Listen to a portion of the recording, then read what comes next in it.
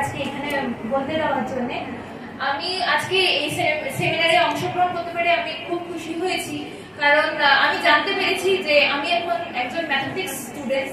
তো আমার পরে আমার মানে কম্পারেটিভ এক্সাম দিয়ে একটা চাকরির ব্যবস্থা করে আমার একটা ইন্টেনশন ছিল, কিন্তু আজকে এখানে এসে আমি বুঝতে পেরেছি যে এরকম একটা কোর্স আছে বয়স্ক লোকেদের জন্য।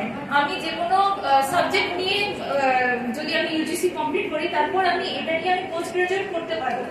আমার বেসিক্যালি হচ্ছে আমি শুধু ইনকাম করতে চাই না, আমি কারোর জন্য মানে মানুষের জন্য আমি কিছু করতে চাই।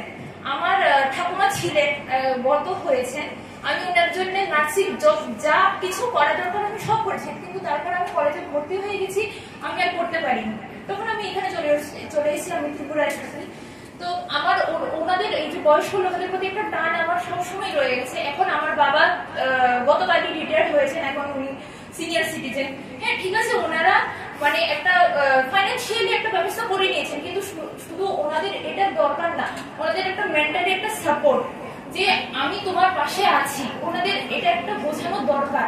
মানে এমন আমি তো আমার মা বাবার জন্য আছি, কিন্তু এমন সমাজে অনেক মা বাবা আছে যারা ভীষণ একাকিত্ব বোধ করেন। যখন ওনারা সিনিয়র হয়ে যান তখন নিজেকে নিজে ভীষণ একা মনে করেন। আমি সেই জন্যই চাই যে আমি এই কোর্সটাতে, আমি এই সংস্থা আমি যুক্ত হতে চাই, আমি ওনাদের জন্য কিছু করতে চাই, সেই জন্য আমি আজকে